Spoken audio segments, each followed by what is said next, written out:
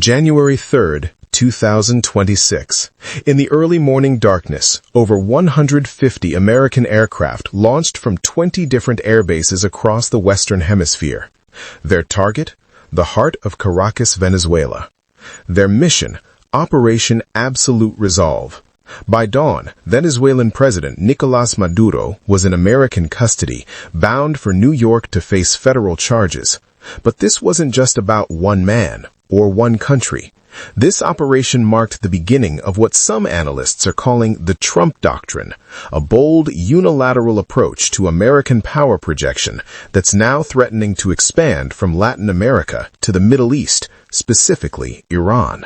Today, as protests rage in Tehran and Trump threatens military intervention against Iran, the world is asking, is Operation Absolute Resolve just the beginning? Let's break down what really happened in Venezuela, why it matters, and what it means for Iran and American foreign policy. Background: the Venezuela crisis. To understand Operation Absolute Resolve, we need to go back to understand the man at its center, Nicolás Maduro. Since taking power in 2013, Maduro has presided over Venezuela's transformation from South America's wealthiest nation into an economic catastrophe. Key points to cover: Venezuela's economic collapse, hyperinflation, mass migration. Over 8 million Venezuelans fled the country. U.S. and 50-plus nations refused to recognize Maduro after 2024 contested election. Edmundo González won the election, but Maduro refused to leave. March 2020, U.S. Justice Department indicted Maduro on narco-terrorism charges. The stakes: Venezuela has the world's largest proven oil reserves. But Maduro wasn't just an economic failure. According to U.S. prosecutors, he was running what they called a narco-state. The charges against him weren't just political theater. They alleged that Maduro and his inner circle were working with designated terrorist organizations to flood American streets with cocaine, all while enriching themselves and crushing any opposition at home. The build-up to Operation Absolute Resolve. The seeds of Operation Absolute Resolve were planted months before the strike. In Trump's second term, the administration made Venezuela a priority, but initially through covert means. Key timeline: August 2025. CIA covert operations authorized in Venezuela. August 2025. Attorney General Pam Bondi announces $50 million reward for Maduro's capture. November 2025. Secret talks with Maduro's government about oil reserves. December 2025. U.S. begins seizing Venezuelan oil tankers. December 29, 2025. CIA conducts first land strike on Venezuelan soil. Late December. USS Gerald R. Ford aircraft carrier deployed to Caribbean. Planning accelerates. Military rehearsals on replica of Maduro's compound. Behind the scenes, a CIA team infiltrated Venezuela, tracking Maduro's every move, where he slept, what he ate, his security arrangements. They discovered he was protected by up to 200 armed guards, many sent by allied nations, essentially living in a fortress. The Pentagon built an exact replica of his compound to practice the extraction. Then came the phone call. Days before the operation, Trump personally called Maduro. "You gotta surrender," he told him. Maduro, Trump later revealed, came close to giving in, but ultimately he stayed put. That decision sealed his fate. The night of January 3rd. Operation. On December 19th, Trump approved the operation from Mar-a-Lago, but weather conditions delayed it. For days, the strike force waited. Then, on the evening of January 2nd, the weather broke just enough. At 11:46 p.m. Eastern Time, Trump gave the final order: execute Operation Absolute Resolve. The operation unfolds. At approximately 2 a.m. local time on January 3rd, the assault began. Over 150 aircraft, including B-2 stealth bombers, fighter jets, and support aircraft, struck Venezuelan air defenses across northern Venezuela. Caracas went dark.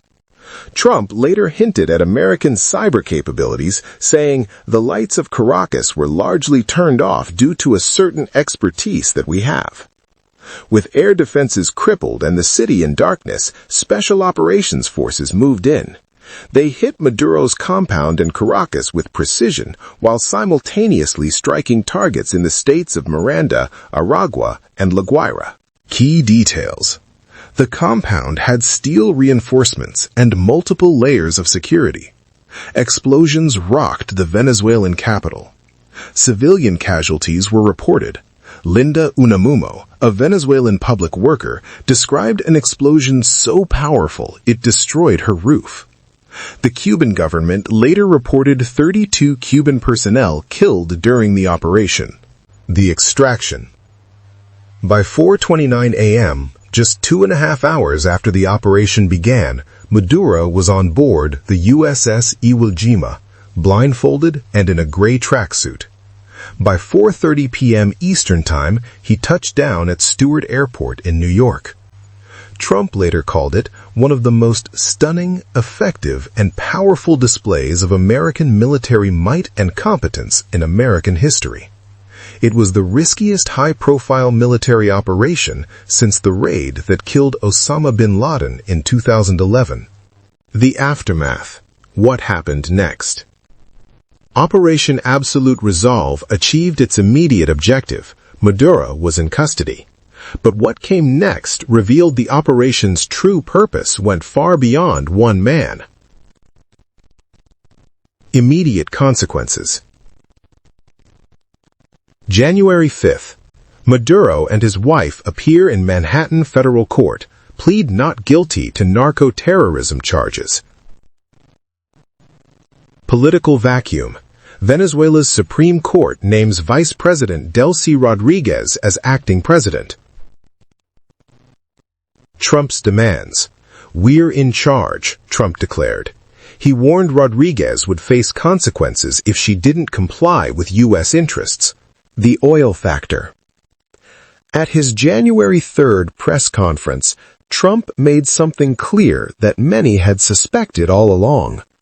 One of the things the United States gets out of this will be even lower energy prices, he announced. Trump claimed Venezuela had stolen oil from U.S. companies during nationalizations in 1976 and 2007. Key revelations. Trump suggested treating seized Venezuelan oil as a U.S. asset. Meeting with oil company executives on January 9th. ExxonMobil CEO called Venezuela uninvestable.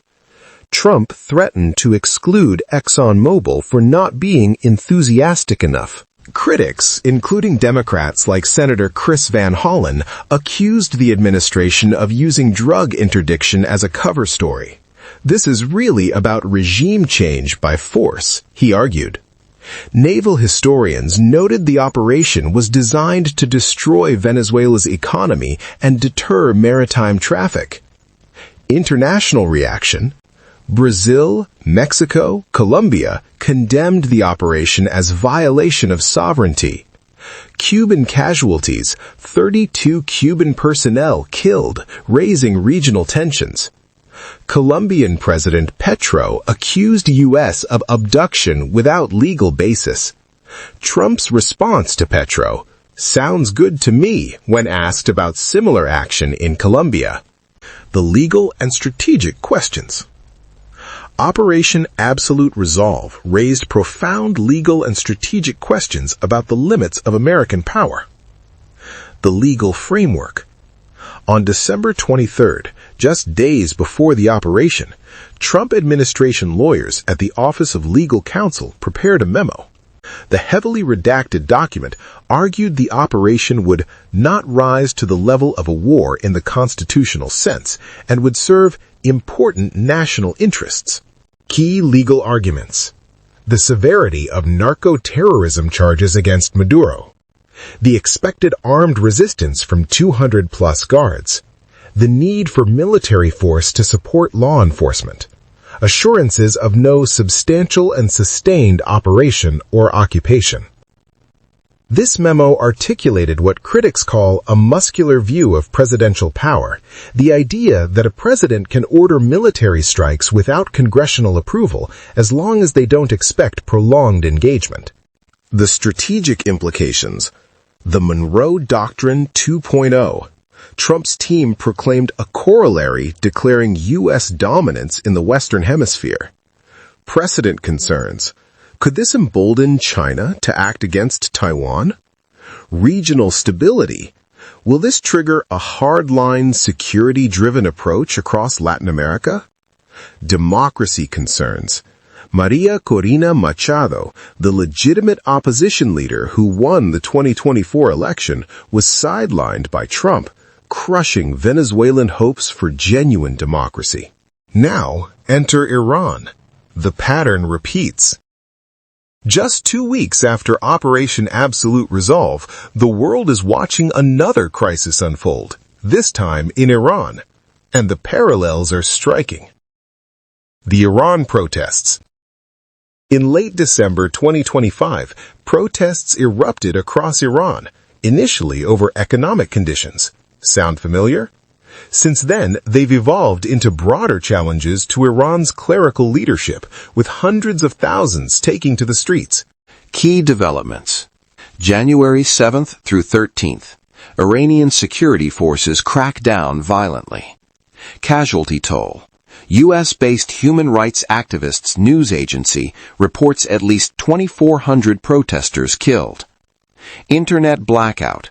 Iran cuts off communications, just like Venezuela's power outage. Trump's threats. Help is on its way, he told Iranian protesters on social media. Trump's escalating threats. Trump's approach to Iran is following a disturbing pattern. First came the warnings. Iran is in big trouble, he declared. Then the economic pressure, a 25% tariff on any country doing business with Iran. Then, military positioning. Personnel at Al Udeid Air Base in Qatar advised to evacuate, raising fears of imminent strikes. The military options. Trump's national security team met January 14th to discuss intervention options. Sanctions on regime figures and energy and banking sectors. Cyber attacks and online influence operations. Airstrikes on Iranian Revolutionary Guard Corps command centers. Targeted strikes on regime leaders' homes and businesses. Past precedent. This isn't hypothetical. In June 2025, during Iran's 12-day war with Israel, the U.S. bombed 3 Iranian nuclear facilities at Fordo, Natanz, and Isfahan. Over 1,000 Iranians were killed in those attacks. Iran responded by firing missiles at Israel and at the Al Udeid base in Qatar, where U.S. troops are stationed. The geopolitical calculus. So, why Iran? Why now? And what does Venezuela have to do with it? The Trump Doctrine. Operation Absolute Resolve isn't just about Venezuela or Iran. It's about establishing a new American foreign policy doctrine, one that prioritizes unilateral military action, resource control, and regime change over traditional diplomacy and international law. Key principles. 1. Presidential authority. Act without congressional approval. 2. Swift strikes. Short, sharp operations with minimal risk to U.S. troops. 3. Economic motivations. Oil and resources as strategic objectives. 4. Selective intervention. Support protesters when it serves U.S. interests. 5. Regional dominance. Assert control in both Latin America and the Middle East. The challenges. But Iran isn't Venezuela. Iran has a more sophisticated military, has battle experience from recent conflicts, and has allies like Russia and China. Iran's foreign minister, Abbas Araghchi, says Iran now has large and extensive military preparedness compared to June 2025. Logistics. USS Gerald R. Ford is now in the Caribbean for Venezuela operations. Would take 10 days to reach the Mediterranean, another week to reach the Gulf. Only 30,000 U.S. troops in the Middle East versus extensive Iranian defenses. Risk of hitting civilians in densely populated Tehran could backfire. Despite the threats, both sides are also talking. Iran's foreign ministry confirms a diplomatic channel with Trump's team remains open. Trump himself revealed that Iranian leaders called wanting to negotiate. But he also warned he might have to act before the meeting. What's next? Operation Absolute Resolve was executed. Maduro is in a New York jail. But the operation opened more questions than it answered. The big questions. Will Trump strike Iran like he struck Venezuela? Is this the beginning of a new era of American military interventionism? What happens to Venezuela's people who voted for democracy but got a U.S.-controlled interim government? Will other nations, China, Russia, see this as an invitation to act similarly in their regions? Final thoughts. As we watch events unfold in Iran, remember, Operation Absolute Resolve wasn't just about one dictator or one country. It was a signal, a declaration that the Trump administration believes American power should be exercised swiftly, unilaterally, and with economic interests as a primary driver. Whether you see this as American strength or American overreach, one thing is clear. The rules of international engagement are being rewritten before our eyes. The only question is, what will happen next? What do you think? Is Operation Absolute Resolve a justified use of American power or a dangerous precedent? Let me know in the comments below. If you found this analysis valuable, hit that subscribe button. We'll be following these developing situations closely.